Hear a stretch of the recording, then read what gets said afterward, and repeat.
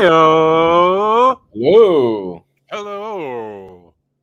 Good evening. Omniboslive, and I'm eating a protein bar because I forgot to eat dinner. What?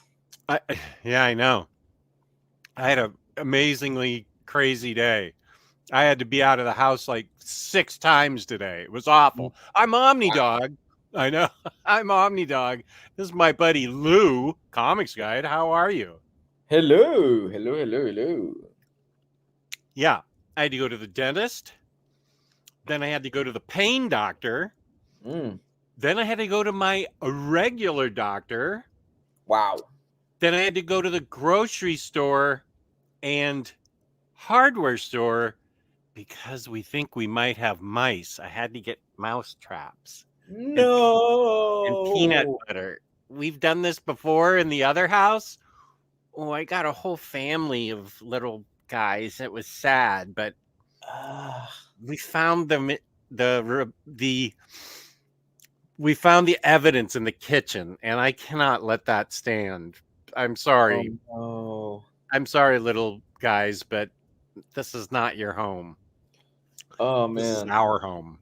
Listen, as somebody that has lived at this was years ago, like when I was a kid, we had rats in our house. Rats? Rats, not mice, rats. It was the worst thing. My mom ended up fighting. I remember this very vividly. My mom ended up fighting with the apartment complex because they just were not doing anything about it. So they eventually just broke our lease. They let us break our lease and get out of it. But I think my mom it was like a solid 1 or 2 months of my mom having to threaten legal action before they allowed us to move out. I woke up one morning with one of those suckers on my chest. How old were you? Oh, I must have been 12, 11. This was right when my parents broke up, around that time. Criminy. Rat on your chest? Yeah, I woke up with a rat just on my chest. That's what they write songs about, living in the ghetto and stuff. That was an interesting period in my life. That was, my parents just broke up and everything like that. And we were bouncing around quite a bit because we couldn't find anything stable. Eventually we leveled out, but it took us a bit. Wow. I was super happy about the divorce. I think my father was I think he's taking it really tough, and I'm doing backflips in the backyard. That you're going to be with your mom and away from your dad? Yeah. I was like, oh, yeah, I'm really taking it tough, Dad. Oh, okay. Well, we started off talking about mice, and yeah, I'd like to put the cat to work, but we haven't seen her in. Everybody's telling me to get the cat to work. She wasn't around today. You have a cat? Well, we have not really. A neighbor of ours has a cat. It's an outdoor cat, and she's very sweet and very gentle. And she's taken a liking to us. I've been posting it on Instagram. She'll come in our house and fall asleep for like hours. She just hangs out here. So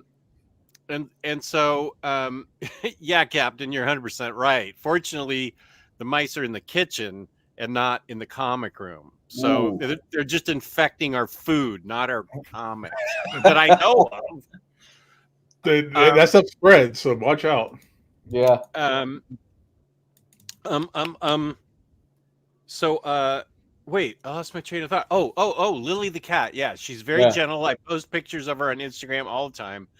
But I didn't see it was freezing today, and we left the door open with just the storm door because she likes to come up to the door and she has the tiniest little meow. She goes, oh, that's adorable. You can't even hear her.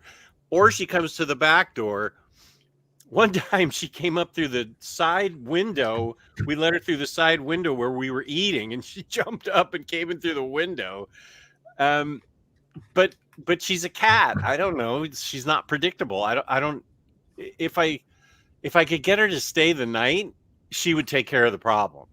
She brings treasures back to these people, apparently, like mice.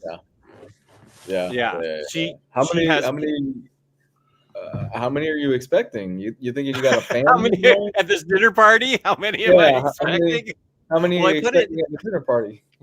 I put out invites for. I'm going to put out invites for 4 tonight before we go to bed, with peanut butter on them. Baby just got rats. No, mice. Don't say I got rats. He's got roaches. How dare you? Awesome. He's got. It's gonna turn into like that Looney Tunes cartoon where you got the mice, you gotta get the cat to get rid of the mice, and then the cat's gonna want to live there. Then you gotta get a dog to get rid of the cat. Next, imagine. That was my day. All the more evidence to the high octane, full tilt life we've all suspected. You secretly lead off screen, but are usually too conscientious to let it slip to avoid stoking our jealousy. Dude. I'm not jealous of not having mice. That's for sure. That is a very nice way to say I was out at the dentist and doctor and getting mousetraps. Oh, and I got my hair cut. So I saw a lot of people. I'm probably getting COVID tomorrow. Yeah. You probably need to get one of those tents over your house to get it fumigated. Jess is secretly a very busy man. Tomorrow he's got tee off with the ghost of Lyndon B. Johnson at about 10 a.m. Then he's meeting with Elon Musk at 5 o'clock. 10 a.m. tee off is pretty late. You're gonna be there all day. Well, yeah, that's why I barely can work in Elon. The ghost of LBJ cheats like hell. That fucking guy. I believe that. I would totally believe the ghost of LBJ would cheat like hell on golf. Ghost of LBJ. What a funny comment. What? A president cheats at golf? That never would happen. Come on. You'd think LBJ would have some integrity. I mean, he signed the Civil Rights Bill into law, but no. I mean, how hard is it to get it through the windmill and over the pyramid? He'll get in the rough and kick his ball out into the fairway and putting from the rough. Here's a question for what president, if you were to golf with them, ghost president would be the one you think that would cheat the most? Ghost president? I think Andrew Jackson would be a cheater. Andrew Jackson. I think he would be a huge cheater in golf. I would think that he would probably physically assault you. Yeah, Andrew Jackson, I can see him being like physically assaulting you if you questioned him. He had a short temper. Yeah, and he took it out on a couple different races of people. Yeah, Nixon, we know is a cheater. So yeah, he's not a crook. He said so. Yeah, he wasn't a crook. I'm not a crook. Ghost. I don't know. Can we trust Kennedy? I think Kennedy would be a straight shooter. Okay. Dump. Boom. Talk about a hole in one there. Good job. Maybe he'll be like the 19th hole. He just lays his head down and you got to get it in there. Put a flag. Oh, that's terrible. Yeah, it's like at the Memphis golf course. There's that 19th hole. If you get it in, you get a free game. Oh, this is so topical with what we're going to talk about later tonight, too. I think Eisenhower would be, he wouldn't cheat. Eisenhower wouldn't cheat, I don't think. I think you're right. Eisenhower would not cheat. Wait, Jimmy Carter. Is Jimmy Carter dead? No, he's still alive. Are you sure? He's in hospice. He was like 96. Okay, so Jimmy Carter's not dead yet. Would his wife cheat? No, I don't think his wife would cheat. No, I think Jimmy Carter's too nice. He's too the guy was like 10. The guy's 96 or something like that now. 10 years ago, he was still building houses. Yeah, for really underprivileged people. It's crazy. You're right. He wouldn't cheat. Wait, yeah. This is real facts. I just saw that. Ronald Reagan. What? Ooh. What do you think, Reagan? The ghost of Reagan. We're teeing off. What's the bet? I wonder what we're going to be playing for. Like $100 a hole, or Ronald Reagan would be the one that he'd be like, "Hey, look over there," and kick the ball a little bit closer. That's what's wrong with LBJ. I always have problems with him. He's always kicking the ball closer. Yeah. Man, how you ever pulled that? That was a classic. The ghost of LBJ. That is hilarious. Speaking of LBJ, if there was a comic book about him, if there was a comic book about him, you could find it at InStockTrades.com, where you can get your collected editions from 30% off all the way up to 65% off in the red tag sale the last Monday of every month. When is that? I guess a couple Mondays from now. We give away a free $50 gift card courtesy of InStockTrades.com. $50 or more in an order gets you free shipping. This was free from my InStockTrades.com. $50 fabulous packaging, fabulous customer service. That's InStockTrades.com. It'll be the 26th, which is 2 weeks. 26th. Great. I don't think Bill Clinton's dead yet, though. I think he's still alive. But you might not be wrong. You might try to have sex with a golf ball, though. Cheating ghosts. You got your IST here tonight? You won last time, Bob Fisher. Yes, Yeah. Lincoln is an undead government agent, according to iZombie. That's right. Oh, not gonna do it. That's Bush Sr. What would he do? George H.W. Bush. Well, George H.W. Bush has that famous scene or that famous interview where he's talking about policy and all this other stuff. And then he goes, "Now watch me hit this drive," and just hits it. Right, he zings one out into the field or whatever. I don't expect I think he's honorable. I don't think I have to worry about the ghost of H.W. Bush. Oh, Bob used his gift card, and it gets here tonight. We had comments about how spot on the thumbnail was. Who made the thumbnail and what was on it? I haven't seen it. Oh, so Gio made it? That's usually Gio. Larry, you were the one commenting on how great the thumbnail was. Can you tell us what was on it? Because he created it's pretty cool. It's the Oh, you can see it? Okay. Yeah, it's the cover for Fantastic Four Omnibus 1. Jack Kirby, Fantastic Four Omnibus 1, John Byrne, Mark Waid's Omnibus, and the new poster or whatever the announcement image was for the cast announcement today. Ah, okay. Gio doing a great job. He's on the ball, dude. He really is.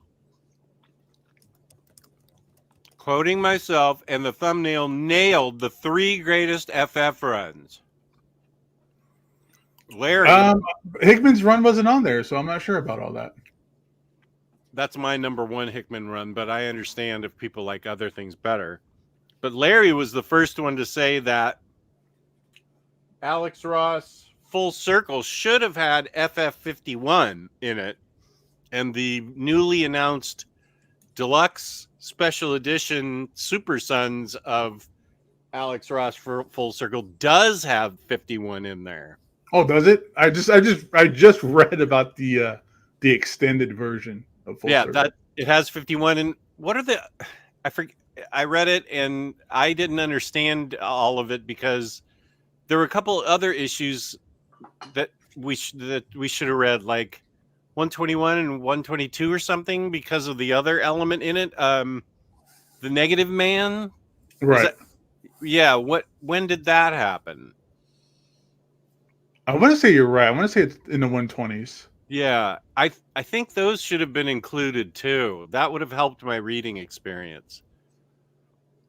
I loved it no matter what. I didn't really need the extra context. I just loved the artwork and the story that was presented. Yeah, but you knew those stories though already, right? Didn't you? Yeah. See, I read those stories so long ago. I was like, what is happening here?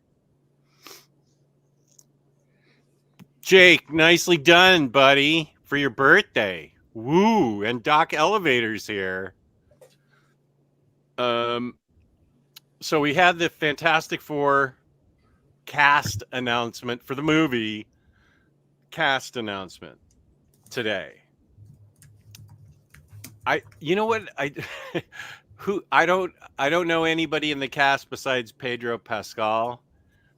I think that the next Wednesday our show should be about how out of touch is Jess with popular culture. I don't know anything about those three other people. Oh, that's right. Because you bowed out of Stranger Things after season 3, right?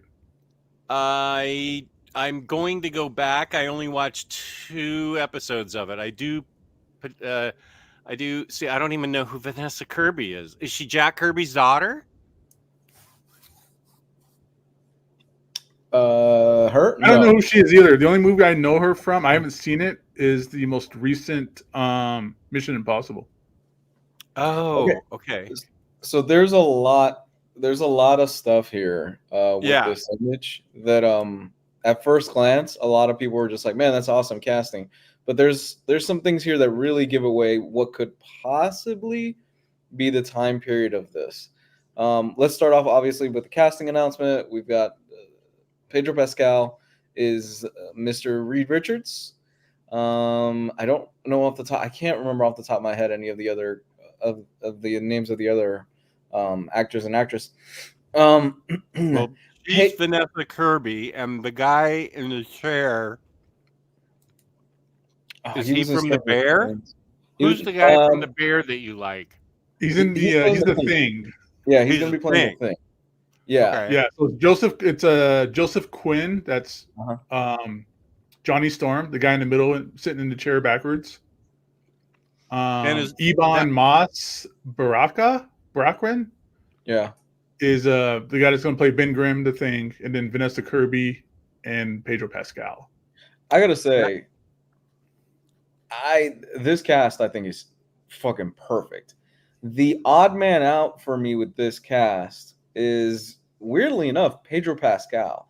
Not because of he doesn't look like Reed Richards or anything like that. It's, I want to see if he can play this character, because we've seen him in a shit ton of stuff, but I don't think I've ever seen him be Reed Richards, like the smartest guy in the room, but also kind of a dickbag at times. And I kind of want to see it. Joseph Quinn, we've seen him in Stranger Things. I think he's spot on perfect for Johnny Storm. She's good too. The actor, she's a hot blonde, so I mean, there you go with Vanessa Kirby. The actor that's playing Ben Grimm, if you watch The Bear, I think he's the most spot on casting out of all these guys. They nailed it to a T with this guy. He's gonna be great. I have a gut feeling he's gonna be perfect for this. Is that a portrait of Ben Grimm above Ben Grimm that shows his real face? Right. As the astronaut? Yeah. Yep. Doing the Neil Armstrong photo or picture. The magazine the Thing is reading is Life magazine from 1963 with Lyndon Johnson alive, not cheating at golf as a dead president. I'm sure he is. Right. So I'm kind of wondering how much this is going to tie into being a period piece, because that magazine came out, I want to say, in December of 1962. Kennedy was assassinated. Was it November of 62? Yeah. 63. Of November. Was it 63? Yeah. Okay, so Kennedy was assassinated in 63. Lyndon B. Johnson was put into office in 63. And that particular issue, I think, is 64. I think so.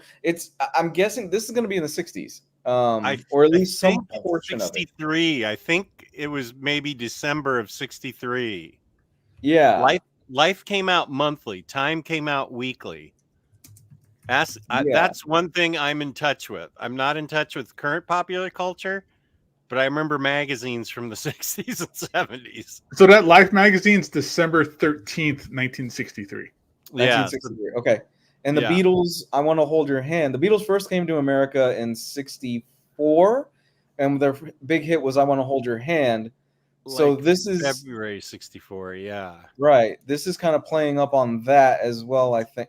I love the look of this. I think I've been saying this for years. I think the way to approach this, honestly, is you do it as a space race story, and you do it as a period piece involving the space race, and then somehow, way or another, they end up in the negative zone at the end, and then they pop out and they end up in modern time. I'm excited for this. We were talking about this in the chat. This is the most Jones I've been for a Marvel project in a very long time. I love the fact that Herbie's already there. Serving drinks. I know. I really want them. I want them to have fun with it. Is the biggest thing. I love the Fantastic Four, and we're going to talk more about it tonight. But I love the Fantastic Four because it's a family of explorers. It's a family of characters that they go out and they go across different dimensions, different planets, and they help. And there needs to be a core center of love, as you would expect from a family, and I hope that's what they nail here. Well, Reed is playing something. I mean, he's goofing around with Sue, so that looks like a loving relationship. And Johnny's just hanging out there. It looks like a family that gets together from that picture. They're not arguing. They're having fun. How spot on is this art for that time period, Jess? Pink walls.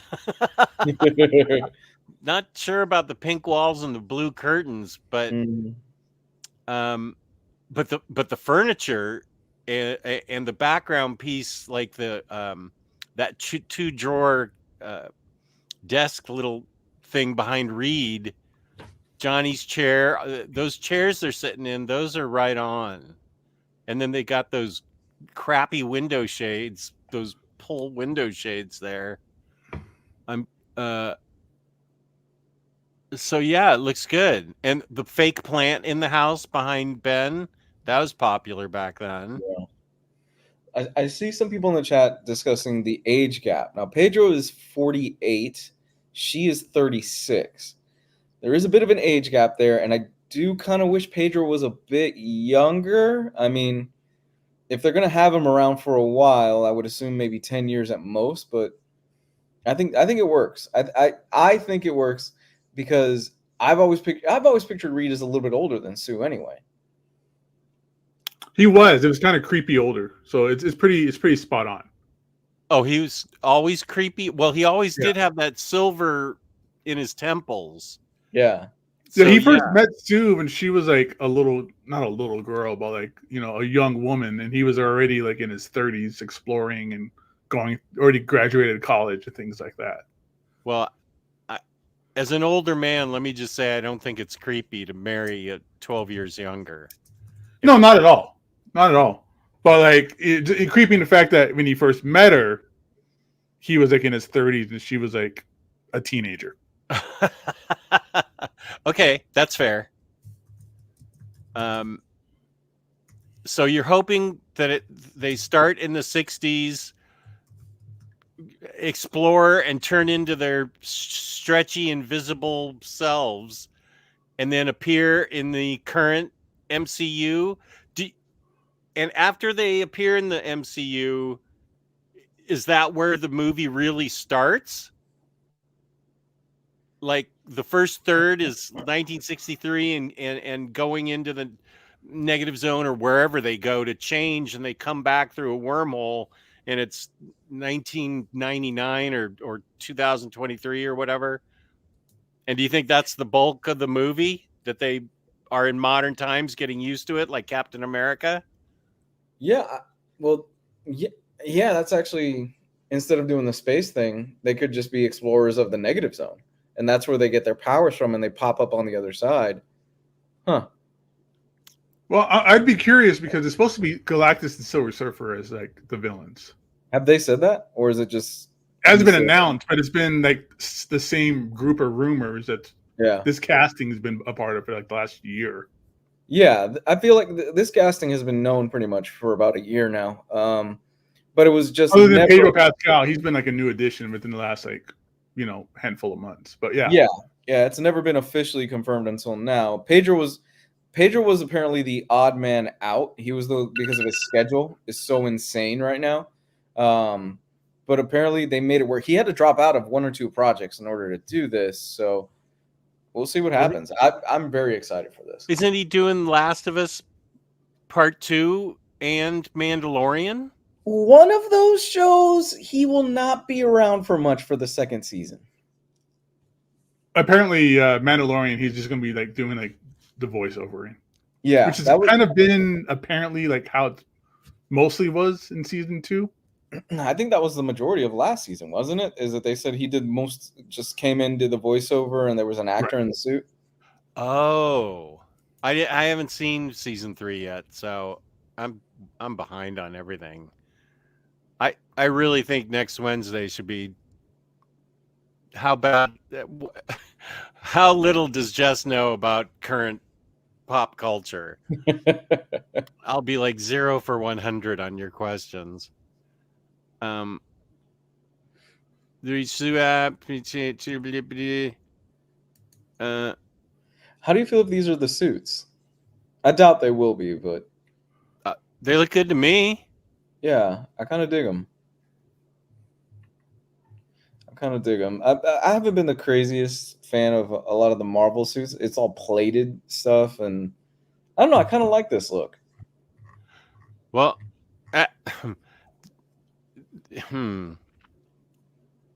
those look like the classic uniforms. I'm not sure about the boots, but they've got the blue and the 4 on them and stuff. But were they the Fantastic Four before they went into space? No. Yeah, they came back as the Fantastic Four. Right. They didn't get the powers and stuff like that till they crash landed, basically. Yeah, that's what I thought. Pedro about to go on that chicken and broccoli Marvel diet. Yeah. Have you seen Reed Richards' arms recently? The dude is yoked. In the comics? In the comics, he's massive. Well, I'm thinking of the Hickman run where they draw him like a brick shithouse, just solid. Well, Kirby drew him like that too for a time as well. Yeah. So that's kind of been, doing like the Inhuman saga and stuff like that. He was thick. But we'll see. Yeah. Well, honestly, like when it comes down to it, everything about this image and whatever like speculation there is about this being like a period piece, I'm not a fan of. Not one bit. Okay. I don't like the idea of it being them in the 60s and then them coming back into current time and yet again doing another fish out of water story that we already got with Captain America, that we already got with Thor. Mm-hmm. That just seems a little played out and unnecessary. Like, what's even the point? Why not just keep them in current times? But we'll see. Maybe this is just a celebration of Marvel in the 60s, this image. I don't know. But from what it looks like, especially with the, this being the new logo, it's coming off very, very 60s. So it's not buttering my toast. That Marvel little thing there, Marvel Presents Fantastic Four, that is full on 60s. Yeah. I'm okay if it's a period piece for half the movie and then they go into the quantum realm, but maybe they'll call it the negative zone, and then just the other half they pop out and they don't even have to get acclimated because that's when Galactus shows up and Captain America goes, "Hey, you guys need to help us," and they go, "Okay." See, that's why I'm a scriptwriter. I think if they go with the period piece, it's a safe bet. It's a safe story because you can do a lot with a period piece and a fish out of water story. They've done it and they've had success already multiple times with it. So I can see where they're going with it. And they kind of need a safe bet right now. Fantastic Four, for whatever reason, the various iterations of the characters have all been cursed. They have not been able to get this thing right for whatever reason. I mean, there was the one in the 80s, which was terrible. Oh, yeah. There were the 2 movies in the 2000s, which were not good at all. Then there was Fan-4-Stick. That was not good either. So I think they're going to try to... I'm not expecting anything to blow my mind here. I'm expecting a very relatively safe, fun Marvel popcorn movie, which is perfectly fine. Yeah. because I think they want to get this right first, and I think they want to set up this family dynamic first, because I think moving forward they've realized the multiverse stuff isn't working out. So your linchpins are going to be the Fantastic Four and the X-Men. They need to get these movies right.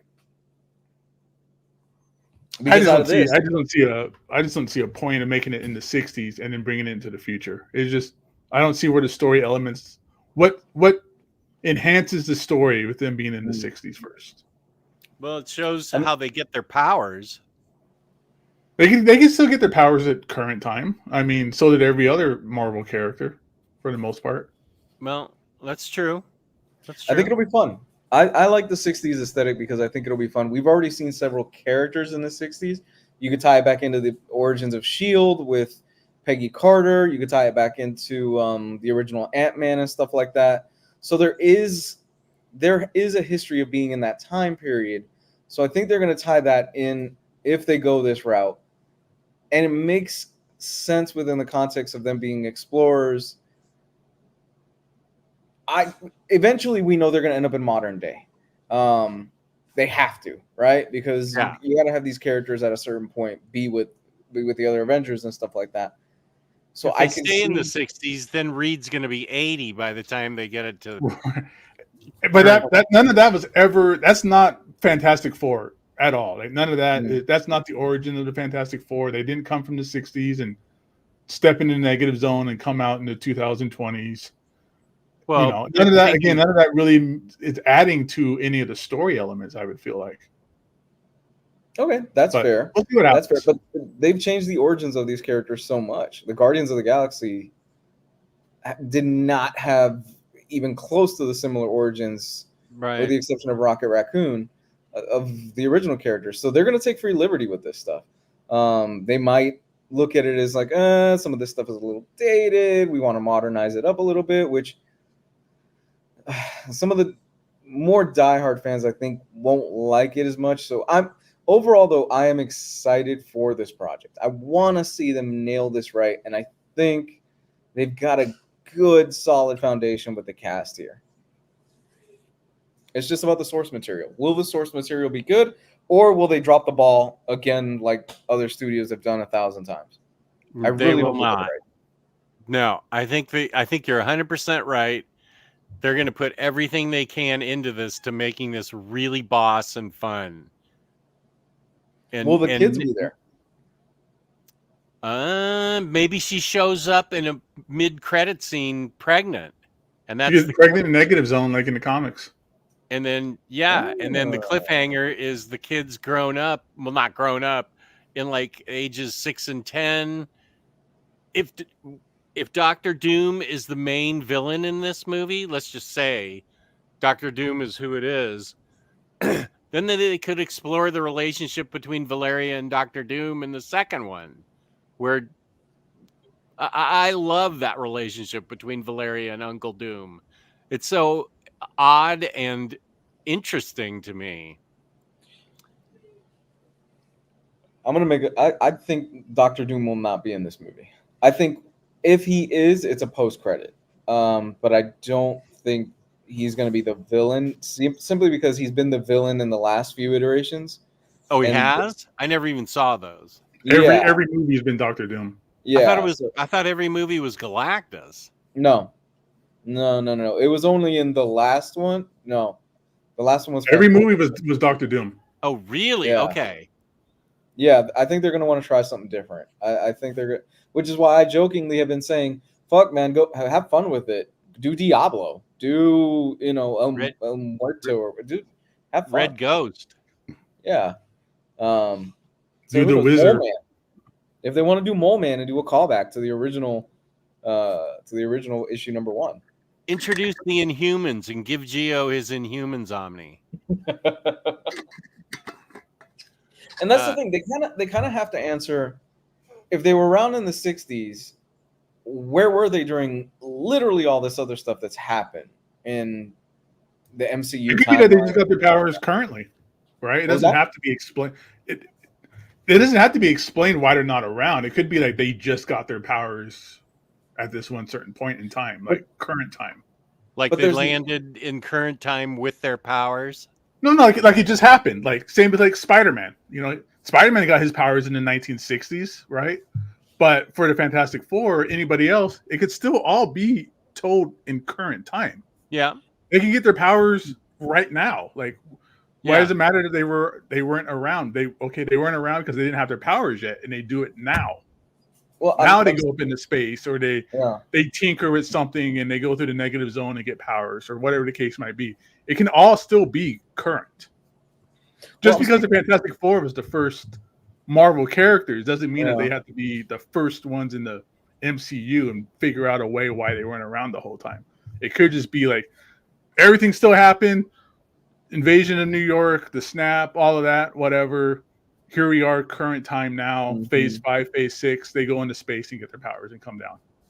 Well, I'm speaking more in line of like, okay, if it is a period piece or if it does start in the 60s, because that seems like what the aesthetic of this is. Now, I could be eating crow and we could be showing up July 2025 and it's like, oh, the whole thing is modern day, which I'm fine with. Either way, I'm fine with. If it is in the 60s, they need to find a way to kind of go, okay, well, where have these guys been for 50, 60 odd years? And now that they're popping up. And it could just be it's just today, right? It doesn't have to be it doesn't have to be. I mean, the aesthetics and everything like this definitely makes it seem like it's going to be a period piece and on that. But it could, it doesn't have to be that they were around in the 60s. It could be like they were around today. They're just regular people today, not involved in anything because they're just regular scientists and, astronauts and stuff like that. And then an accident happens and they get their powers. Have they ever set up? Sorry, Jess, go ahead. It could be that the period pieces for like the first 20 minutes and they end up with their powers in the modern age. I think that's more of what they're going. Just a shot in the dark guess. I think the first act is probably going to be in that time period, and some way, somehow, they're going to end up in the modern day and go from there. However that plays out, I want to see it. I'm going to be interested in it. Have they said who's bought the event? What's going on with the Avengers Tower? Because I said in the chat, I bet you that they're going to turn the Avengers Tower into the FF Tower or the Future Foundation Tower. Yeah, it could be the Baxter Building. They haven't said anything. They just said somebody bought it. Yeah. Now, we all are speculating on this one image. It could just be a drawing. Could be. Hey, it could be. But everybody's doing the same thing too online. No, it could totally be, hey, we just put this out. It's fun. We want to get people talking. But there's just so many little details in here that I'm just like, Yeah. Like the Life magazine, Herbie, how he's designed. I don't know. That's fine. Marvel can just keep making bad decisions if they want and go that route and do more time travel and, fish out of water kind of storylines. It's not for me if that's the case, whatever the case is. But it doesn't sound like it's going to be good not going to be what I wanted or what I'm going to enjoy. But we'll see. Maybe we're all wrong about it. What up, Jaggernaut? Bros sounds like a different show. Don't know if what I've heard is read true, but apparently they will skip the team's origin and just start as the FF in the 60s with powers. Okay. 60. Yeah, maybe it starts in 67. They already had their powers for a couple of years. CG Stanley is Galactus. Yeah, I think we're all rooting for this to be great. We really want it to be great. And we want the X-Men to be great. Well, I think the X-Men, if they fall under one of the X-Men, it's like, well, we've got 80,000 other X-Men. Let's just try and keep throwing stuff at the wall until something sticks. Here's X-Men movie number 8 with, let's go with Dupe. Yeah, Dupe will have his own movie. Sure. Somebody will. So do you think the X-Men are just going to be like taken out of a different universe and brought into this universe? I mean, that's kind of where they hint at the end of Captain Marvel, isn't it? I mean, Right? that's there doesn't mean that they're going to pull him in, but with Deadpool, who knows, right? Oh, God, I cannot wait for that Deadpool movie. Wait, I Jesus. can't remember what you're referring to in Captain Marvel. The post Or not credit. the Marvels. The Oh, the Marvels. Marvels. Okay, I can't remember what that was. It was Um, awesome, but I can't remember. Photon. I don't think they ever settled on a name for her. But Yeah. She went into that alternate universe right. where she met herself. Yeah, Oh, she met her mom. met her mom. That's Right. right. And then Beast was there. Kelsey Grammer Beast. Yeah. Okay. Okay. I'd like to answer this question because I think we all have an idea. Javier asks, as a new comic reader, which is a good start to read Fantastic Four? I nominate the Wade run. Go ahead. It's the same one I've always said. Definitely the way to run. Wade. Okay. There you go, Javier. You need to get the Wade run. Yeah, the Hickman stuff is great, but it's no. Yeah, you have to have a lot of knowledge to work into that Hickman Yeah, stuff. you have to read the Mark Miller stuff first, more or less. The Wade one is just a completely good on jumping on point. Like the first 6 pages of his book, you get caught up with everything you need to know about the FF. Yeah, and the stuff with the original run, which is Stanley and Jack Kirby, is that it's very much of its time, and it could be a little bit intimidating or a little bit tough to get through because it's a lot of very text heavy word balloons. It's fun stuff. I love that original run, but it's very much of its time. I mean, it's classic for a reason, right? It is. We're kind of just getting into the Fantastic Four stuff, but comic wise.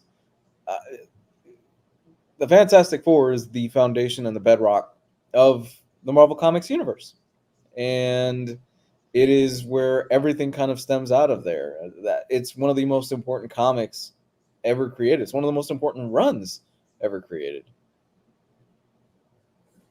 No argument here.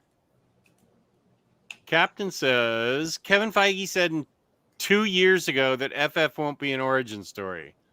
A lot can happen in 2 years. Yeah, we were supposed to get a Blade movie 3 years ago. They completely they filmed half of Daredevil and then scrapped it and started all over again. Yeah, there's been a lot of changes in the last few years. 2 years ago, I would not have thought that a Marvel movie would bomb at the box office. But Yeah, that was now. the 2 years where Kevin Feige didn't have his eye on the ball, apparently, and he was busy doing other stuff. That was craziness ensued. My question to you guys is, where were you? What was your first exposure to the Fantastic Four? Because I remember mine vividly. I picked mine up off the comic rack, just because it looked cool. It wasn't number one. I was not smart enough at 4 years old to pick up the first comic and say, "Oh, this looks fun. I'll just keep this here." I think I started picking it up, and reading it, but not reading it a lot.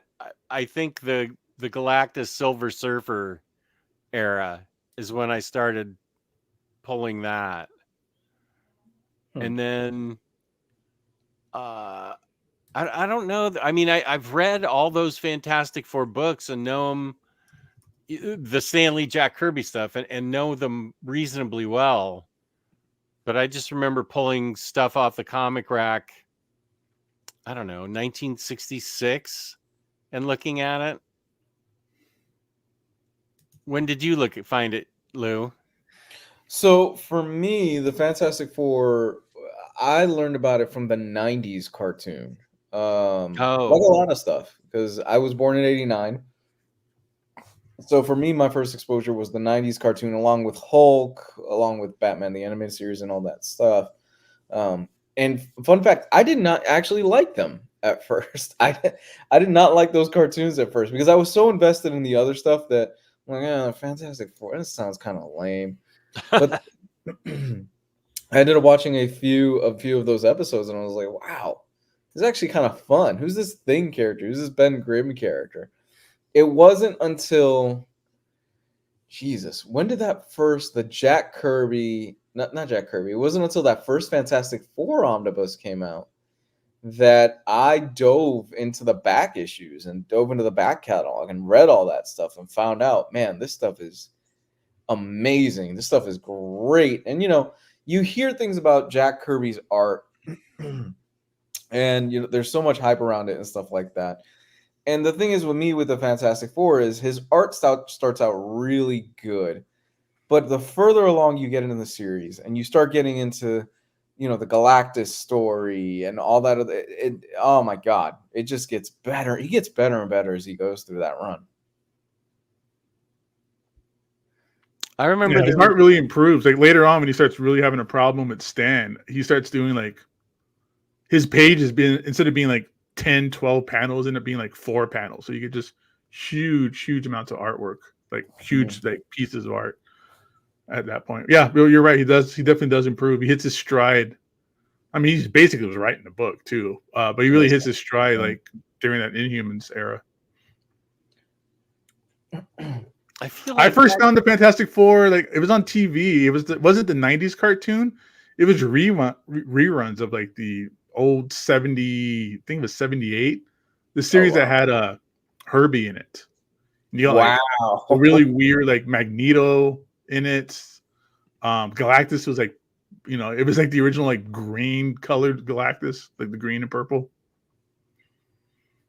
And then it was Infinity Gauntlet. When I started reading comic books, Infinity Gauntlet was like the big book, and they were in it for like a hot second. Like they were one of the ones that were snapped, so they were never in the book, but they talked about them and stuff like that. And that's kind of when I started following the characters when they came back around the Infinity War, when they started, all the duplicates started coming out and stuff like that. But it was issue, I think it was 345. It was the Thing versus Wolverine. Wolverine had sliced the Thing's face already, and then this is the rematch, more or less. That was one of like the first Fantastic Four books I picked up, and I started reading it backwards and forwards from there. I want to highlight this because it's got a lot of big words in it. Next Imagina, it says, Gabe, Feige's integrity was never the issue. It was entirely Chapek's malefactions that drove the company into the ground, including simultaneously circumscribing Feige and spreading him too thin. Chapek was completely misplaced and awful for Disney. So okay. So like I said, Kevin Feige, he was spread too thin. His eye wasn't on the ball at the time. Yeah. Whether it was his boss that made him do it or whatever the case might be, he's the man, a part of the MCU, and he's the one that currently was like, hey, all this stuff is crazy. Let's dial this back and kind of start over on things, right? So I think that's part of the reason why we've been getting so many things shuffled around lately. I mean, Thunderbolts was originally supposed to come out July 2025. We're now getting the Fantastic Four. So clearly things are not working out, and they are reshuffling the deck and trying to figure out where they've messed up and what they need to do to course correct. We're only getting Deadpool this year, right? Yeah. That's the only Marvel movie we're getting this year, which, hey, the Super Bowl trailer dropped. That looks fucking awesome. I can't wait for the next Deadpool movie. It looks so much fun. Are the DeFalco FFs and Epic worth grabbing? Do you have those, Gabe? I have all of them. It's my favorite run. DeFalco. That's the run that I was talking about with Wolverine getting slicing Thing's face. That whole run is fantastic. I love it. No pun intended with the fantastic bit, but it's just it's them as a family. It's them bickering. It's them just exploring, because that's the Fantastic Four, right? They're not superheroes. They don't jump in like, we're here to save the day. Dun, dun, dun, dun. It's like, hey, Reed Richards found some weird, some odd signal coming from this other dimension. Let's go check it out. Oh, now we got to deal with the consequences of that, right? And it just escalates. Like, it just keeps getting bigger and growing bigger and growing bigger with every storyline. So I would definitely, I recommend those epics 100%. There you go, AC Luda. There was also the Alex Ross book that came out, what was it, a year or two ago? What was it called? Fantastic Four Full Circle. Full Circle, which was, I think it was Gabe and I's book of the year. I love that book. The book was amazing. It's still weird that he didn't win every award at the Eisners that year. but whatever. Yeah. Was even I don't even know if he was nominated for 1 or 2 things. Which He got like best graphic novel of the year, I think. Or maybe it was like I could just picture them calling him and going, "Do you really need another one, man?" Like, he's the Beyonce of the Eisners. Look at your garage. Like you're probably using one to prop up a spare tire or something like that. You know, it's him and Scott Dunbier from IDW who gets all the awards. What was the colorist for a while? That was Dave Stewart. Dave Stewart for a while was winning all those awards too. Here's the important thing. Plus, with the DeFalco epics, you get Sue's boob window. God bless him. Don't forget that. Read it, and there's legitimate context to it. People really like to dig onto that, but there's reasons behind it for sure. It wasn't just let's make her super hot for no reason. You think we get a boob window in the movie? Please. Can I get Thing in the helmet? How about Thing in a tank top? That was always odd to me. Well, Gio's not on the show, but it was actually announced today that Thunderbolt's release date has actually been bumped up to May 2025. So May we get Thunderbolts, July we get Fantastic. That's pretty close together. And July is also Superman. July is also Superman. Look, 2025 is going to be insane. It is stacked. One of those is going to move. One of those studios is going to blink and say, let FF have July, we'll take August for Superman or something. I can't see. Do you really think they want to have 2 superhero foundations starting the next relaunch of their cinematic universes bumping up against each other? I think FF will move. I think FF will go to August. August is a safe bet. Guardians of the Galaxy came out in August. I don't doubt it. They just barely announced it now, so there's definitely time for them to move it. You know, yeah. August will be a safe bet. You get out of the way of James Gunn's Superman. You know, it's closer to the tail end of summer, but you still get that audience. And anything could also happen with Superman. Like neither of these films have started filming. You know, nothing's and anything can happen in the filming. You know, somebody can get hurt and they delay it.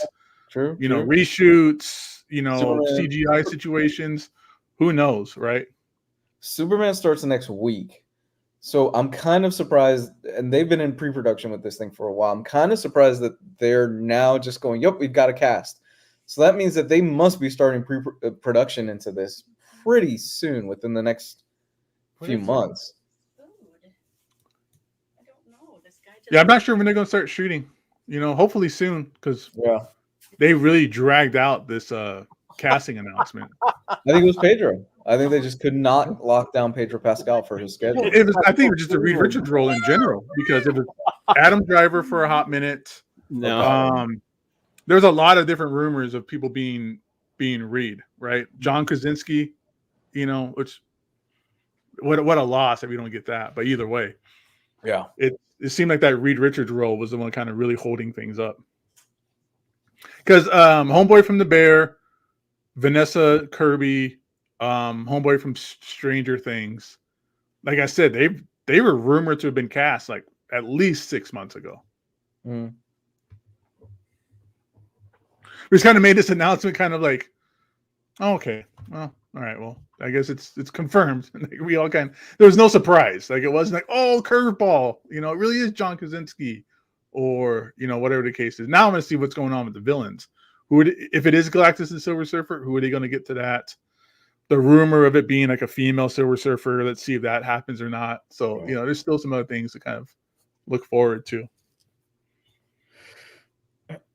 That's the thing, man. These rumors have been like spot on lately, and I hate it because I would have liked to have been surprised by the announcement. You imagine if we didn't I go after this stuff. Me and you the same way. Like, no, I don't know. I definitely don't go searching for spoilers. I don't really look at trailers other than the first one. I don't go looking at rumors or surprise set photos that shows that so-and-so's cast. That kind of I don't go for that stuff. It just pops up on my feeds sometimes, in my news feeds. Oh, dude, I'm in the same boat as you. I'll open up my YouTube feed, and It'll be just videos of people trying to figure out the most minute little detail. For example, of the Deadpool 2 trailer. Oh, stop. No, I won't say anything. I promise I won't say anything. No, I know what you're saying. No, I know what it is. I'm saying stop because it's the dumbest thing I've ever seen in my life of a rumor. The Deadpool 3 trailer, everybody's running on YouTube feed, and everybody's like, "Oh, this little detail means this," and I'm like, "Well, Jesus Christ, I would actually like to find that out when I go to the movie. I hope that wasn't ruined." Did you see the one where it's like, here's this guy with a metal mask and a gun wearing like a dirty like cape? That's Doctor Doom, and it's running everywhere. Like everything I see, it's not. I have just a news feed. Like I don't have Instagram. I don't have any of that, right? And it's just one after another. It's like, this is Doctor Doom. Is Doctor Doom in the movie? Does this confirm Doctor Doom? Look at it. It's Doctor Doom. Like, no, it's not. It's just some random like grunt soldier. You know. I am looking forward to that Deadpool. But that's the thing, though. But these rumors have been like, whoever these guys are leaking this stuff has it been right a lot lately. Yeah, I knew what was I knew every beat of Black Panther 2 about 4 or 5 months before it came I don't know yet. Let me. You can take a bite. Yummy. So okay. For what is your favorite Fantastic Four run? Not Hickman, because everybody says it kind of goes to the Hickman stuff. Tom DeFalco, 100%, 100%. Like if people haven't read that yet, you're missing out. Like it's really really good. It's everything I love about Fantastic Four. It's sci-fi, it's exploring, it's bickering. That might be shawarma. That's the shawarma. Johnny Storm like burns down his school on accident. He hooks up with the Skrull. Like all kinds of stuff. Maybe that's what that goes on. No. Oh, sorry. I just want to go on mute so you can eat, Jess. Yeah, I just got sent food by my best friend Cycle Cleveland because he heard at the beginning of the show that I hadn't eaten dinner. So yeah, his love language in this house. We love him. He got me shawarma. That was Bar's idea, the Unstoppable Bar. And thank you so much. I don't know what these are, but they're really good. They're a little bit individual somethings with their dip, but then there's a huge like hummus thing that he also sent that I'm just gonna eat with a spoon, or maybe I'm supposed to dip it in the shawarma. I'm sure. Why not? That's what I do. When I have any kind of sauces, I just pour it on everything. But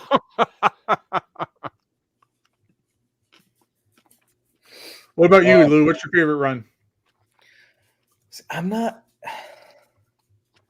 The Hickman stuff is so easy for me to say, man. But Hickman's the safe bet one. That's like the safe bet. Safe bet. One of my actual favorite runs doesn't even really have the Fantastic Four in them. It's the FF stuff. That it started out with Matt Fraction and Jess's best friend, Mike Allred. Yeah, and then Fraction was writing 2 books at the time, which was Fantastic Four and FF, and the Fantastic Four stuff was not good, but the FF stuff with Mike Allred was really, really, really good, and I think it's underappreciated. Fraction. Matt Fraction's run on FF is like one of my least favorites I've read in a long time. Did you like the FF stuff by any chance though? Because it was right. I didn't read it because it was Matt Fraction. I was like, this is crap. So I need to get. I have the Omnibus. I might just read I might just take the Fantastic Four Matt Fraction stuff and remove that and just make it an FF one. So do you like Mike Allred's writing? For the most part, yeah. Okay, cool. Because I know because he picks up those books at the end, towards the end, him and his brother. Yeah, but it feels more like he wrote that whole series. That FF run feels more like a Mike Allred book than a Matt Fraction book. Oh, really? Okay. I'd be curious to hear your thoughts on it. I really enjoyed it. The Fantastic Four aren't in it. It's the kids. That's the moment they go on they go on like a family trip. That's supposed to be like 5 minutes. And it ends up being like a whole year because they get caught up in stupid stuff. Like exactly. Hanging out with Julius Caesar and that kind of nonsense. But Yeah, so it's this like supplemental FF team that they kind of build up to kind of cover tracks in case anything happens in that 5 minutes that they're gone. Right. It doesn't work, but I think Fraction. I forgot what the reason was that he left the book. He left the book kind of in a hurry. It was almost he just disappeared. He just ghosted it. Yeah, he might have been doing like movie stuff, or he went on and did his own creator-owned stuff. I think that's when he started doing what was it called, like Odyssey or whatever kind of odd book he was doing for Image at the time, or at Image. Yeah, I think you're right. But he just dropped the book. Yeah, it was like he just disappeared. 1 month. Hey, I'm not. I'm on the book. Next month, Mike Allred's taking over the book right away. Right. Jeez. Okay. And I think Mike Allred's brother finished the. No, I'm lying. It was Carl Kiesel. Carl Kiesel had to finish the Fantastic Four stuff. Okay. So if you were to put together an essential reading list, that's what I was going to ask. of the Fantastic Four, what would you guys do? You obviously have to have the Stan Lee and Jack Kirby stuff, but you don't want somebody to start with them, right? Because I don't think you need to read all 101 issues of it. But it's good stuff. It is. I would say just go for the top 20 or the top hits, right? So Inhumans, Galactus, This Man, This Monster. So that's all basically like 45 through like 50, 51. Mm-hmm. So you can go a little bit further because then you get like the Black Panther stuff. So maybe like 45 to like 60. Yeah.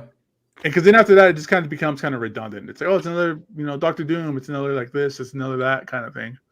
And hell, you could just read Tom Scioli's, Fantastic Four book. Yeah. As kind of like a guide. I haven't read John Byrne. I know that's Larry and a lot of people's favorite run. But for me, it'd be like a chunk of Jack Kirby, Stan Lee, Tom DeFalco, Mark Waid, Miller, just because you need Miller to go into Hickman. The Ultimate stuff, yeah. That Ultimate stuff, that Ultimate stuff is. Not so much Ultimate stuff. I mean the Miller run that he did like right before Hickman with the New World stuff or New Earth.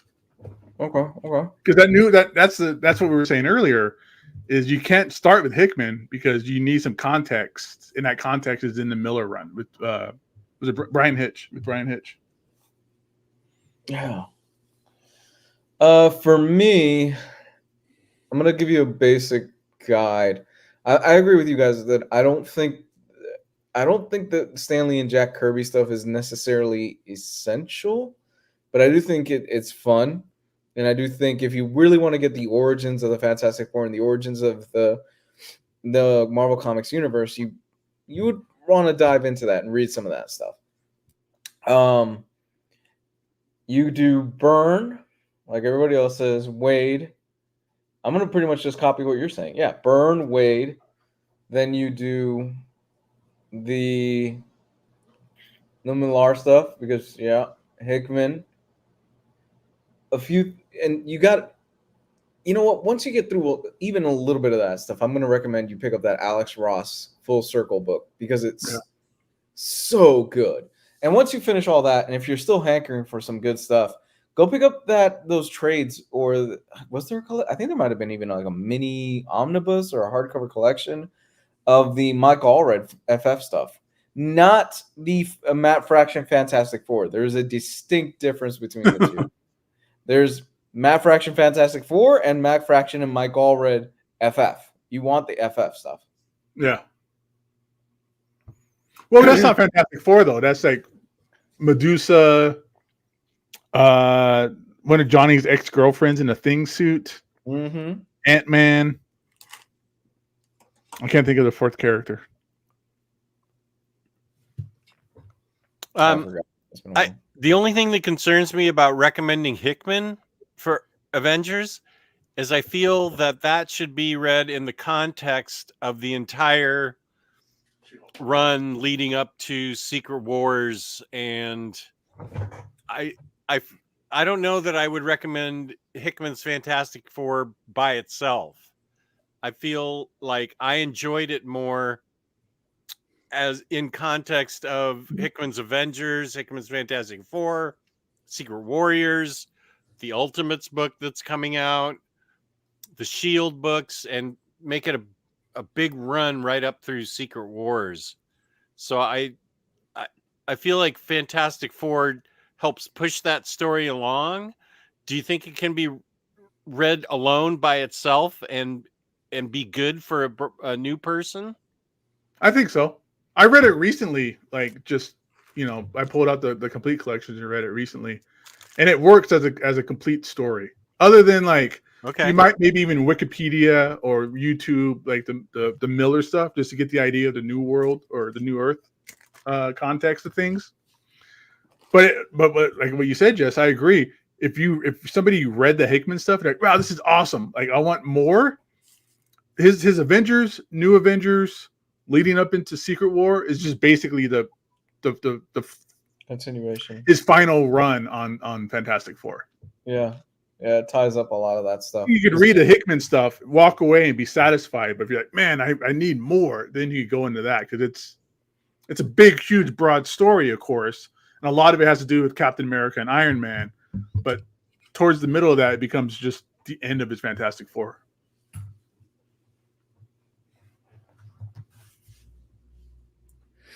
Yeah, it's all one giant story. All that stuff, everything from Fantastic Four on through Secret Wars is really just one gigantic, massive story. And it seems like we're probably going to be heading towards that again with the new stuff he's doing with the Ultimate Universe, which I need to pick up the new Black Panther. I still haven't read that yet.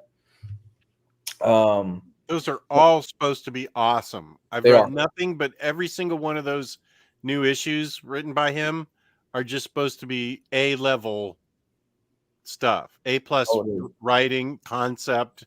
I'm really excited to read them when they all get collected. Ultimate Spider-Man definitely was. I have Black Panther. I haven't read it yet, though. But I've heard that it's really good. I haven't heard any details, just that it's good. And then there's the Gods issue. Something he's writing called Gods, which may be separate.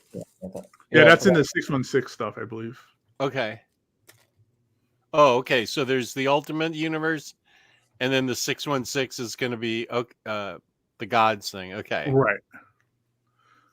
So Captain says, I'm halfway through Hickman's FF run, and it's my first FF comic, but I have pretty good overall knowledge of the Marvel Universe. Good. Who's your favorite guest FF character? Because we've had people rotating in and out of the roster throughout the years. Oh, dude, when they did the new FF, when it was Wolverine, Spider-Man, Hulk, okay, Ghost Rider. Okay. Yeah. I never read that. Wow. It's like 3 issues. It was fun. It was just whatever. But when they have replaced them and stuff before. She-Hulk. Okay. I just like the idea of that, I liked it in Hickman's run when Peter Parker joined the team. Oh, that was cool. When it was the Future Foundation stuff. Yeah. But he really wasn't in it a whole lot. Like, he'd had a couple really cool like spots, and then it was just like, I don't know, he left or something. That was one of his bossest uniforms. White? That black and white that changes whatever. I love that. I love that uniform. I love those designs, man. The black and white suits that they were wearing at that time. Yeah. With that honeycomb design, mm-hmm. Where each one had like a different like spot filled in. Who's gonna play Sue? Gio.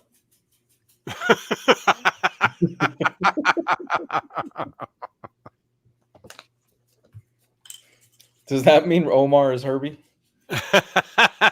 Who's Riley? Omar's the mole man because he's so short. What about Riley? He can be Red Ghost. No. He's the mailman. Mailman? Yeah. Oh, the doorman. The doorman. No, they had a mailman. Stan Lee played him in the movies. It's like a weird name, starts with an L. But yeah. I think Riley as Herbie, but like the AI Herbie that controls the whole Baxter building. Mm-hmm. Yeah. Make that Yeah, Riley. dude. Willie Lumpkin. There you go. Thank you. Willie Lumpkin. How about I like this. How about we just keep you know what? Forget Vanessa Kirby. Let's keep Jessica Alba. Wow. Yeah. Let's keep Jessica Alba.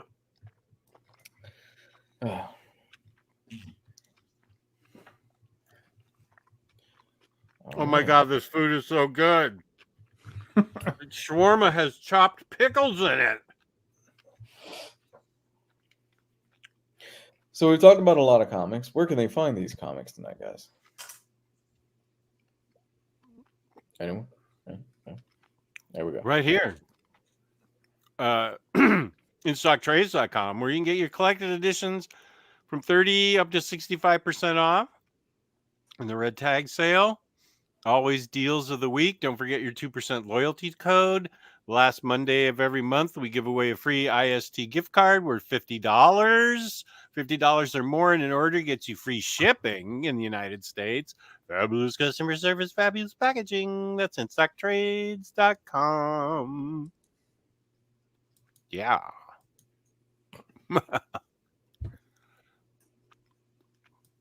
Oh, yeah. Okay. So good stuff all around tonight. Thank you guys for joining us on Valentine's Day in the chat out there. I don't know about you guys. Valentine's Day it's never been a thing for me. It's never been a huge thing in this house either. Right? I don't. You guys big on Valentine's? Anybody?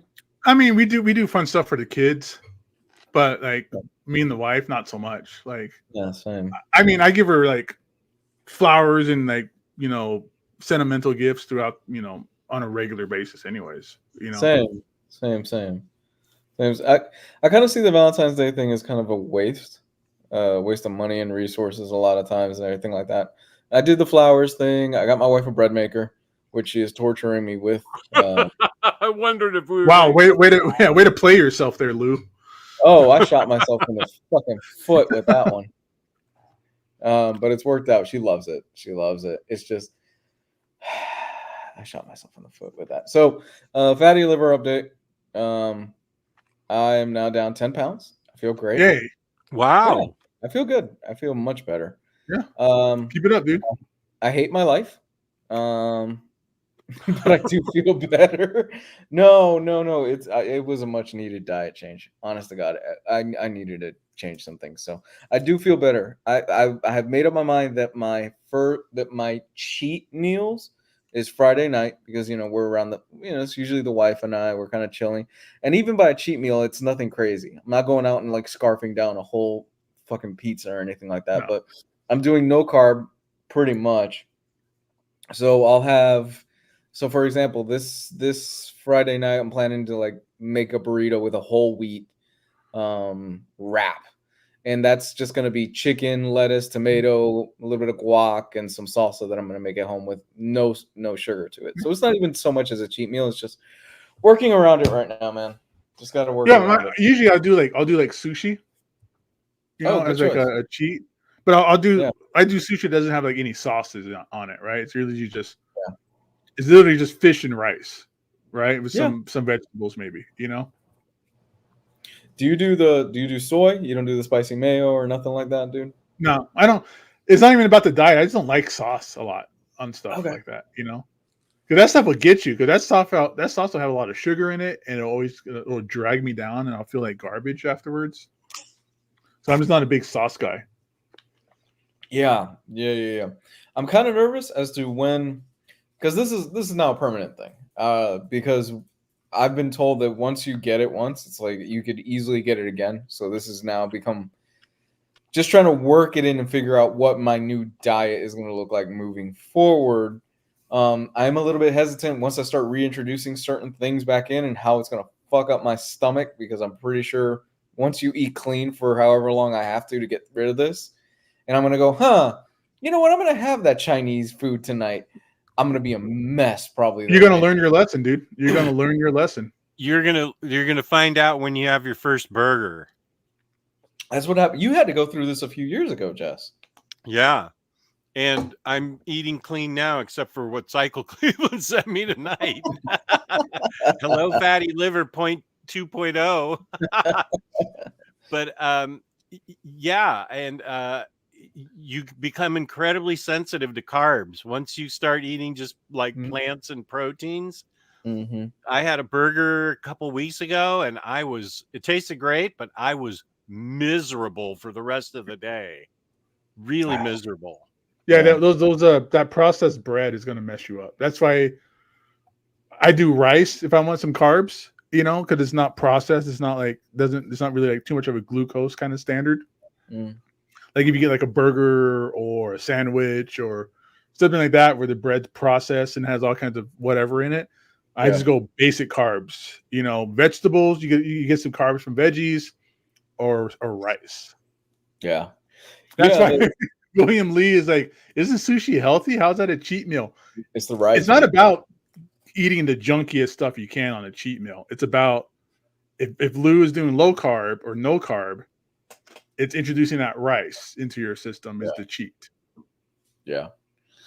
And it's not even that bad. You'll get some rice and you'll be okay. Because you don't want to do something that's going to make you feel like crap and will throw you off your diet. Because there's been times where I'll eat something like really crappy, and then or like if I drink beer, I'll be messed up for a couple of days. I just won't feel good for a couple of days. Sushi rice is different than regular rice. Sushi rice contains gluten, so you're gonna have a gluten you're gonna be gluten sensitive. That's good. I didn't know that. Yeah, regular rice. Sushi rice is different. We've learned that from our daughter, who's gluten intolerant. She can't eat regular sushi. She can only eat like the sashimi, the fish off of it, but not sushi rice. Oh, wow. I didn't know that. Okay. So I'm just saying, if you have sushi, eat the rice in moderation and see how you feel the next day. Yeah. Yeah, it's gonna be again. It's all about it's all about like moderation. Like you don't want to go to like all you can eat sushi and destroy yourself. Yeah, and then you got like soy sauce. If you do the soy sauce stuff, like that's a lot of sodium. That might hurt you too. That's also got gluten in it, right? So yeah, so here's the thing. I'm not a drink. So there's two types, is what has been explained to me. There's alcoholic liver disease and non-alcoholic alcoholic fatty liver and non-alcoholic fatty liver. I have non-alcoholic fatty liver. I drink on occasion, but never anything serious or anything like that. It was literally just the diet. It was the fried foods, the rice, because we love our carbs in this house. We love bread. I mean, clearly, my wife is making bread every day now, so it hasn't been the most fun time for me. She's giving it out to the neighbors and people in the church and stuff like that, which is awesome. But you still have to come home and see it. I have to smell it. And smell it, yeah. That smell.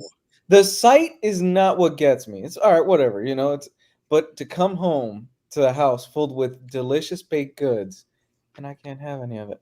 Yeah. There'll be a point when you'll just won't care anymore. You'll be able to smell it and look at it and be like, whatever,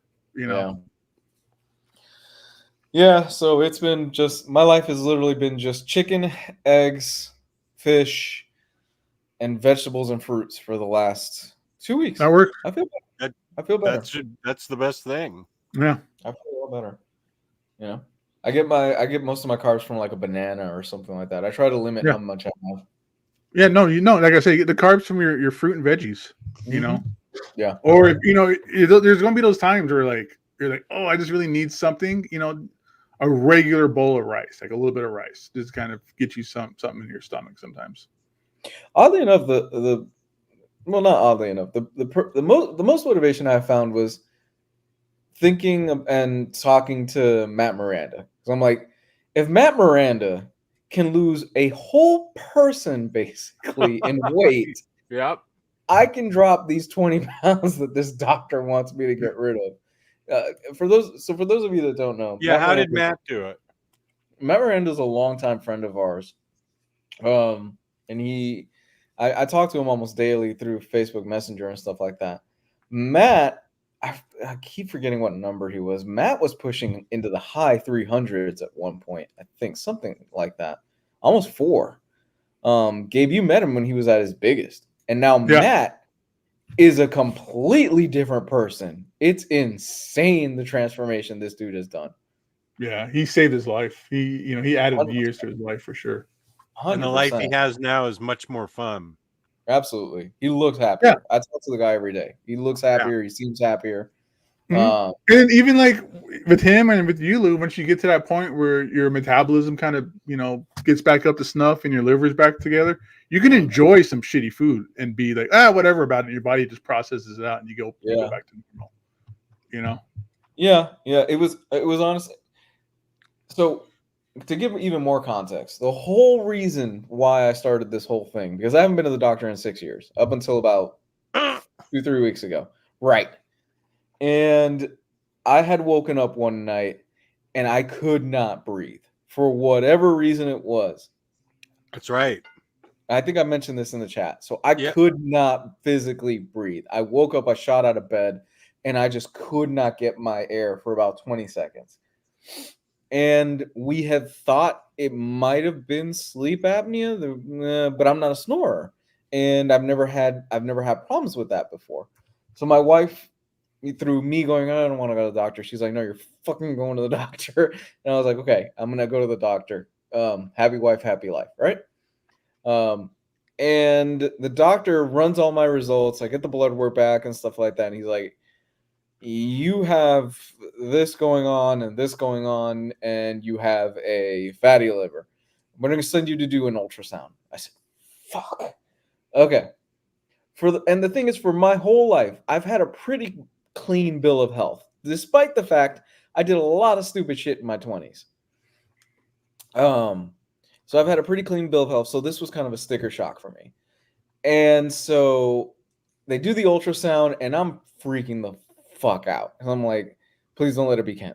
Please don't let it be cancer. Please don't let it be whatever. Please don't let it be so and so and so and so. So 3 days later, I end up getting the results, and he's like, look, what you've got right now is a fatty liver. I want you're about 218 right now. I want you down to 200 or 190. And I want you in that little ballpark range. I think that'll kind of clear out a lot of your stuff, the high blood pressure and everything like that. And I said, okay, I'll do it. Mostly because, I have a loving wife. I've got a 1-year-old. I want to see my 1 year. That was the biggest thing, honestly. I want to see my 1-year-old grow up. I don't want to be 50 years old and have like a croak or something like that at 50, Well, you want to be able to play on the floor with your grandkids too. Absolutely. Yeah, absolutely, man. So that was I believe everything happens for a reason. I have learned my lesson in life, and I firmly believe everything happens for a reason. So I had that scare in the middle of the night. I got myself checked out, fatty liver. And the thing is with the fatty liver is there are no signs that it's bad usually until it's really bad, like really where you get yellow in your eyes and things like that, and you start keeling over in pain. So it seems like we caught it early. The doctor's not too concerned about it. He's like, I just want you to lose weight and clean up your diet. So I'm like, okay. And you wanted to lose 18 pounds and you've already lost 10. Yeah. So you're halfway there, a little bit more. I'm halfway there. Yeah. And then what the key is going to be when you hit 200 is to keep yourself at 200. That's where the hard part comes in. That's where the hard, and that's why I had to have a serious conversation with myself and a shift in mindset where I'm going, I need to make some changes. I'm not 15, 16 anymore. My metabolism is just slowing down a little bit more. I'm in my 30s and everything like that. So let's make some changes and do a mind shift on this whole thing. Yeah, I mean, you gotta listen to your body, right? It's not a diet; it's a lifestyle change. Is what you're looking for. Because like Jess was saying, once you hit that goal, you don't you just not, yay, I did it, and you kind of just go back to eating the way you want to. It's like, all right, let me just keep this up. I'm used to this eating style. You know, Exactly. start working out, start lifting weights, or whatever the case might be. You could probably start adding in a little bit more carbs into it. Have you ever had? Do you know what Ezekiel bread is? I've heard of it. I've never had it. Okay, I get it all the time. It's good. It's bread, but there's no like flour or anything in it. It's all like beans and lentils and stuff like that. Yeah. Yeah, man. It look, my biggest motivation was just my kids. I'm like, I don't want to keel over and leave my wife, you know, with just the kids one day. That was the biggest Well, you thing. also don't want to be laying in your deathbed going like, fuck, man, I've been fine if I didn't eat so many Twinkies. Like I could have just done that myself. You know, as I see Jeff's stuffing his face with whatever cycle Cleveland to him tonight. But that's the thing, is that this is something you have control over. You know, Yeah. 100%. You don't have control of, like, you get hit, you know, you get in a car accident with some bus that hits you or 100%. Something like that, right? You know, you don't have control over that. That was the thing with me, is I didn't want to die because of something that I had control over, like my eating habits. You know, same way with me. I wanted to be here for the kids and for my wife because of our situation and stuff like that. And yeah, once you have that motivation, just gotta stick with it, you know, and just, you know, don't beat yourself up if you do fall off your diet for a little bit. It might happen. It probably will happen. Don't beat yourself up over it, and realize that you know how to get back onto it is the key, you know? Yeah, I feel better. I genuinely feel better. I don't listen to your body, dude. That's the most important part. People don't listen to their body. It's the same thing I was talking about before. I'm beating a dead horse here, but you had to teach yourself how to eat like crap and train your body to accept it. Now it's the other way around. We got to teach your body to accept and enjoy, you know, healthier food. I feel better. And you start looking at stuff. You start realizing, I know I did at one point, that junk food and that gross nonsense food is everywhere. They throw it in your face. Yeah. Like all the gas stations here, when I go to the gas station, or not even the gas stations, almost anywhere. Like if I go to Target or Walmart, the when you go to check out, like the line that you have to stand in or whatever is basically made out of towers of cookies and towers of soda and towers of candy and stuff like that. So you literally have to stand there in this gauntlet of just junk food and tell yourself you don't need it. Yeah. Yeah. And that's it. You got to just get over your head. It's all brain. It's all in your head where you're like, I don't need to eat like this. I don't need that. I'm really hungry right now. I don't need that Taco Bell. I just maybe need to drink some more water till I get home and I can have a steak or something. Yeah. My advice to anybody out there that's listening to this in the chat or after or whenever is, if you have not gotten your blood work checked and all that other stuff checked, go do it, man. You might be a little bit nervous as to what's going on or anything like that. If you feel a little off and you haven't done it for a while, go do it, honestly. Because my father always taught me, one of the very, like, 3 good life lessons that my father taught me was, you know, stuff like that. If you catch anything early enough, it's more than likely going to be able to be taken care of. So don't put it off. Mm-hmm. Better to know it and try and deal with it than to not know it and let it kind of just take over. Mm-hmm. And this is true from Larry. Junk food is super cheap compared to eating healthy. It used to be like that with McDonald's, where it'd be like, oh, you know, Jesus, I have like $30 to last me the rest of the week. I guess I'm just eating hamburgers for the next couple of days till payday. No, McDonald's not anymore. Jesus. Before I went on this diet, I had messaged you guys saying it's like $3 for a hash brown at McDonald's. What the fuck? Well, also, like, just being able to cook for yourself and not eat out all the time is also very beneficial. Oh yeah, I love cooking. You know exactly what you're putting in there. You know exactly how you're cooking it. It's also a good skill set, you know, to be able to know how to cook. Like, who cooks these days? Really, people don't have the time. So, I love cooking. Honestly, I'll cook everything. I love doing it. So, I rarely eat out anymore. Rarely. Like I did today for Valentine's Day, but you know, the wife and I have been kind of on that lately. We haven't eaten out. When was the last time we bought anything to eat out? You're gonna that's how you save money too, bro. Like, it's craziness. No, it hasn't been since Thanksgiving. I think you might be right. I think it's been a while. No, I think you're right. I think it's been around since like Thanksgiving that we just have not been eating out. We've just been cooking our food. Chris is right on it. It's all about how we eat, but they always want the easy answer of a pill or Ozempic shots or whatever else, whatever the fad is currently going on. Well, it's funny that you mentioned that because I was walking out. As I was walking out, the lady that works at which I really like my doctor's office. The lady that works there I think she's probably like this manager there or whatever of the secretaries or whatever. She's like, oh, we can give you like a B50 shot and we give this shot to help you lose weight. And I'm like, no, I'm good. I got this. I'll be able to. That easy answer stuff is never right. It's never good for you. That easy answer stuff. Pills, lap bams, like stomach stuff like that. That stuff's never the answer. And you got to earn it, dude. You have to earn it. That's gonna be the way to do it. You have to earn it and learn how to do it yourself. They pushed it on me hard, man. I was like, no, I got it. I'll just do it the old-fashioned way. I'm good. There's a lot of Ozempic is like one of the most prescribed medications right now, and it seems to be crazy and dangerous. But either way, that's our health food talk today. Yeah. Health is wealth, guys. Go get yourself looked at. Especially a lot of our audience is older. And I literally eat like the same foods every day, basically, too. So I know what I'm eating. I know what I'm going to be eating. So eggs. I'm gonna have eggs. Ground turkey, eggs, chicken, steak, protein drinks. I've just really gotten into ground turkey, and if you season it right, it's really good.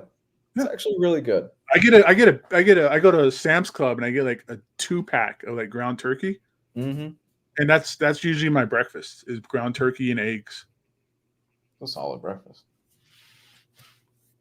Some Ezekiel bread every once in a while.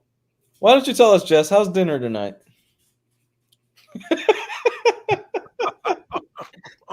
Let us know what you're munching on, buddy. The smorgasbord that Cycle Cleveland sent you. Well, dude, the wife and I went out for Thanksgiving for lunch to this Mexican food place, and I got a double beef fajita to myself. Oh, wow. Yeah. Dude, I could eat. Like, when it comes down to, like, meat and stuff like that, like, man, I could take that stuff. And I need to, like, I need to eat a lot to kind of keep up with, like, my body and stuff like that. That's my problem. I ate that food while you guys were all talking about eating healthy. And I was, agreeing with the chat. Yes, plants and protein. And I'm eating the shawarma and hummus and lamb. Well, you got that tortilla. That's gonna be the one thing that's probably gonna hurt you. Yeah, the shawarma was all filled in with that. That's possible, but I feel like the tortilla might not be as bad as a hamburger bun. We'll find out in about 2 hours. But yeah, this was a feast. The guy is so generous with me. He just sent me dinner because I didn't order any because we just didn't have dinner, and I was out all day, and it just never got done. And so Cycle was generous enough to send me this food. It was really good. Here's some Ezekiel bread. Oh, okay. I've seen this. It's a little pricey. You got to get it in like the frozen section of the grocery store. I've seen that brand with the guy on the front. Yeah. Oh no, that's different. That's not it. That's different. I get this stuff. I get the low sodium Ezekiel bread. But there's no wheat in it. It's all like it comes out of the Bible or something. It's all like beans and lentils and stuff like that. So it's good for like a bread substitute, but it's gonna be like $7 a loaf or something like that. While Wonder Bread is $2. Yeah, but that's all sugar. Right. It's fake bread. I've never been crazy about Wonder Bread. I like Nature's Valley. Nature's Valley is my go-to. But can I get the wheat bread? Yeah, my favorite type of bread is sourdough. Yeah, same. Absolutely. Sourdough. I'm going to send your wife some money to get some sourdough starters so she starts making sourdough bread. Dude, I used to do, when I could still eat it, I would take focaccia, I chop it, you cut it in half to make the sandwich. I would do a cranberry mayo sauce. Do turkey, bacon, lettuce, tomato. And that would be my lunch. Yum. Good. That was very good. With that cranberry. Yum. Oh, can't do it right now. So Larry said to look up Sola bread or Sola bagels. Oh, it's on Amazon. And what are these low carb bagels? I guess it's like like low carb bagels. Sola brand low carb bagels. Really good, pricey though. So it's $8 for a bag of bagels. That's not terrible. I mean, it is But pricey, it's 16 grams of protein, which is pretty good for bread. Yeah. 0 sugar, 7 net carbs. Net carbs. I don't like that net carb stuff. I don't like playing carb math. Yeah, exactly. I agree. So it's 33 grams of carbs, and then there's the dietary fiber, 24, so minus that. Yeah, so not too bad. All right. I'm ready to go, guys. All right. Cool. Cycle, did you send me dessert? Damn it. Gabe, where can they find you on the internet? Here. You can find me on Omnibros Live Mondays and Wednesdays. And Comics Guide? Same story as Gabe. You can find me here as well. Gabe and I did a Patreon stream on Saturday. We had Chris join us, which was super fun. Really chill dude. Love having him on. We had a really long conversation. Chris from the chat? Yes. Chris Kaufman. Cool. Is it Chris? Was that Chris Kaufman? I didn't get his last name. I didn't get the gentleman's last name when he was with us. I mean, how many Chris's can there be? It's not that common of a name. If it was Chris Kaufman, man, it was honestly a pleasure to have you joining us on Saturday. We had a great time. We talked about all the things involving the MCU, comic books, what we're reading right now, and all that other stuff. You can check out that video at our Patreon, patreon.com/OmnibrosLive, found in the link down below, where Gabe and I have hours and hours of content and streams that you guys have not yet heard of. There's a lot of good shit behind there. Omnibros After Dark. Yeah, we have a good time doing it. Jess, you should join us one night. We have fun. There's no sponsorship, so we can do whatever we want. After Dark, yeah. Yeah. You can find me, OmniDog, on OmniDog's Vault on YouTube, OmniDogs_Vault on Instagram, and my Discord, where Cycle Cleveland decided to send me food when he heard I was hungry. Wow, what a good guy. So thank you to the chat. Can someone send me and Lou some steak? You might be getting a cheesesteak by the end of tonight. No, thank you. Cheesecake by the end of tonight with Cycle Cleveland. No, thank you. Yeah, and my Discord. Thank you, James. And we'll be back next Monday. And it was Chris Kaufman, he says. Awesome. He was super cool. Yeah, that's great. IST, peace and love. Thank you everyone for joining. The chat was fun, and we had fun discussing Fantastic Four tonight. It was great. And where's the thingy? Wait, here it is. Whoop, sorry, go ahead. There you go. Nice. Thank you, everyone. Peace and love. Please hit the like button and comment and subscribe.